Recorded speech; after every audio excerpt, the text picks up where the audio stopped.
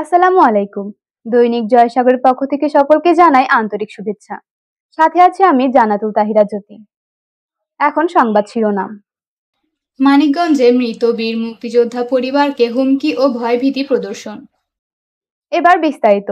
মানিকগঞ্জ প্রতিনিধি আজহার হোসেনের প্রতিবেদনে। মানিকগঞ্জ সদর উপজেলাধীন আটিগ্রাম ইউনিয়নের ফারিদচর গ্রামের মৃত বীর মুক্তিযোদ্ধা আব্দুল খালেক মিয়ার পুত্র আমজাদ হোসেন মানিকগঞ্জ বিজ্ঞ অতিরিক্ত জেলা ম্যাজিস্ট্রেট আদালতে জমি সংক্রান্ত বিষয়ে মামলা করেন, যার মামলা নম্বর 433 মানিক 25। বৃহস্পতিবার দুপুর ফারিদচর গ্রামের মৃত বীর মুক্তিযোদ্ধা আব্দুল খালেকের পুত্র আমজাদ হোসেনের পরিবার আদালতে মামলা করলে বিজ্ঞ আদালত নিষেধাজ্ঞা জারি করেন।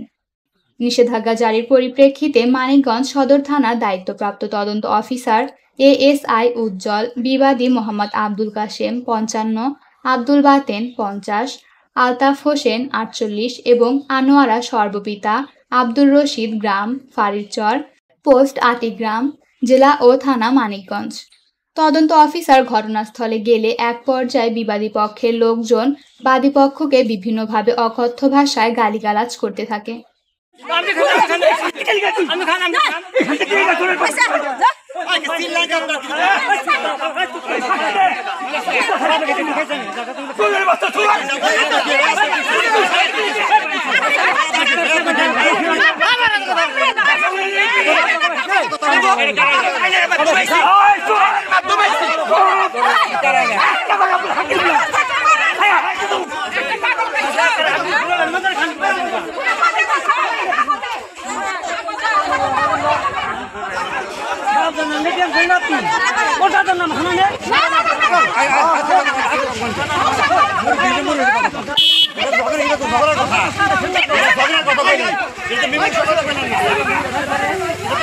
ঘটনা সূত্রে জানা যায়, মৃত বীর মুক্তিযোদ্ধা আব্দুল খালেক মিয়ার পুত্র আমজাদ হোসেনের পার্শ্ববর্তী জমি নিয়ে বিরোধের কারণে আদালতে মামলা করেন।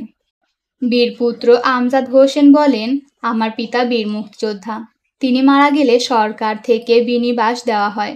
পার্শ্ববর্তী বিবাদী মোহাম্মদ আব্দুল কাশেম আমার পিতার বীর নিবাস জমির সাথে জোরপূর্বক বিবাদীরা পাকা বাড়ি না করার জন্য অনুরোধ করলে তারা আমাদের প্রতি ক্ষিপ্ত হয়ে বিভিন্নভাবে ভয়ভীতি সহ গালাগালি করে। পূর্বের সম্পদ, আমাদের দাদার সম্পদ। তো এখানে আমার চাচারা এই জায়গাটা আমাদের, আমার দাদা আমার দাদি নামে আমাদের নামে লিখে দিয়ে গেছে, কিন্তু আমার চাচারা সেটা মানতেছে না। ওনারা এখানে জোরপূর্বক পাকা স্থাপনা করতেছে। তো স্থাপনা করার কারণে আমি কোর্টে মামলা করি। মামলায় কোর্ট থেকে ইনজেকশন জারি হয়।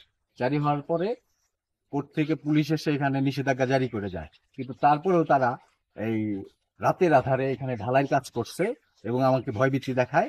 আমাদের এই যে বীর নিবাস, আমার বাবার নাম মরহুম বীর মুক্তিযোদ্ধা শেখ খালেক, আমি তার ছেলে। এখন তারা আমার এই ভয়ভীতি দেখায় আমার এই জায়গায় তারা পাকা স্থাপনা করতেছে।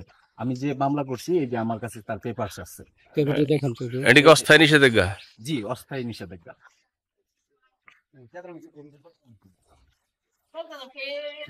এখন আপনি কি ধরনের প্রতিকার চান?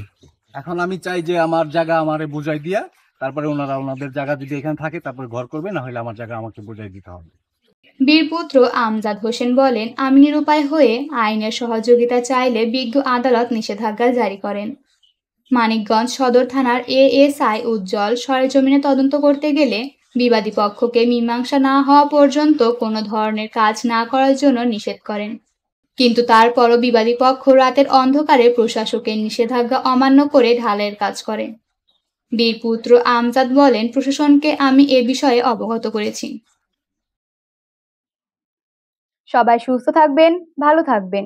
দৈনিক জয়সাগরের সাথে থাকবেন। আল্লাহ হাফেজ।